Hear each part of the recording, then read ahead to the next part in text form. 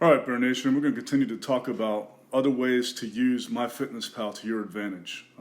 We've talked about putting in foods, different ways of scanning in our meals, creating meals, manually putting foods in through a search. But I also want to talk about how you can put in exercise. This is very important. You cannot forget about this. We burn calories and you have to account for those calories. So just by inputting foods and then being active, you're not getting an accurate synopsis of what your body needs. So it's very important that you also enter the exercise that you do, along with entering the foods that you take in, approximate portions and stuff like that, because that'll really help you towards trying to accomplish goals that you have for either healthy weight loss, maintaining your weight, or even gaining a little bit of weight. And especially when you're trying to gain weight, if you don't put in the exercise that you did into this, then you're going to have a hard time figuring out how many calories you really did need to gain weight, because again, you have to get credit for what you burn. So I'm going to go over a few things here. So here at the bottom, you have exercise diary. All right, so there's a couple different options. You can add what you did exercise-wise. That's basically more like to keep track of what you did. That's not going to give you caloric credit for what you did. So let's say you did do a body weight circuit that Coach Caldwell, Coach Dupree, or myself might have given you in one of our daily WODs. So if you look here, you add exercise. Okay, you could search. And the technical term for body weight training is calisthenics. And there's a couple of ways that you can enter a body weight circuit. Calisthenics, okay? And what we give you is going to be vigorous effort. You guys are college athletes. We're going to give you stuff that's you're going to push. So you'll select that. Important for you to time yourself while you're working out. Just keep a clock running during the time. With our workouts, there's minimal rest that goes on. So we want you to keep moving while one body part's resting, the other one's working. So let's say you did a 40-minute circuit. Okay, that's 459 calories burned based on what your profile states.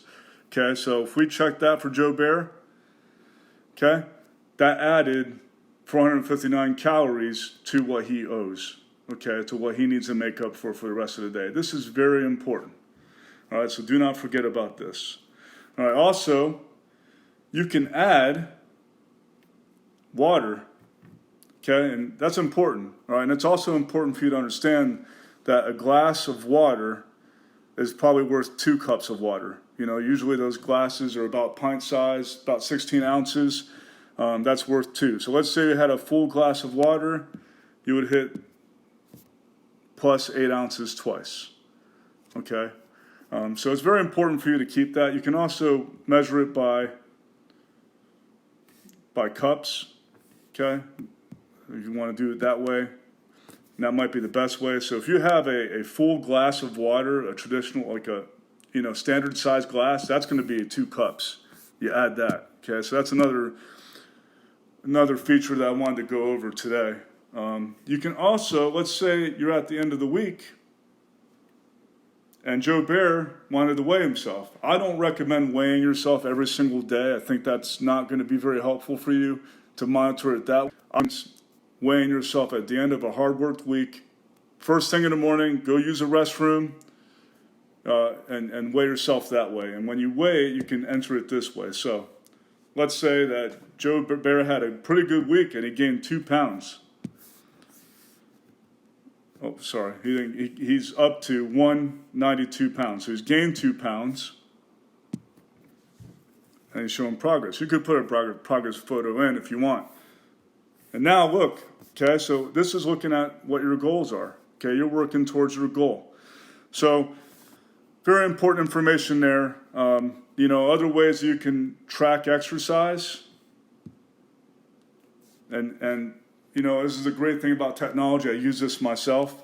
There's various devices you can use or apps you can use within your iPhone or your Android device that'll help kind of transfer stuff over to your MyFitnessPal profile. So here, you could sync it with different apps. Okay, MapMy Run's a very popular one. That's an Under Armour app.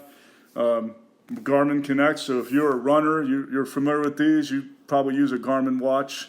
If you're a triathlete, if you're a cyclist, you probably use those kind of products. You know, and then, you know, down here there's other different apps you can use.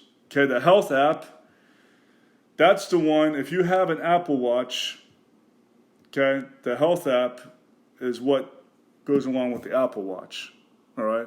So that's Apple's health app, you know, so you will have that on you will find that app on your iPhone if you have an Apple Watch. So if you have an Apple Watch, you know, you can sync it that way.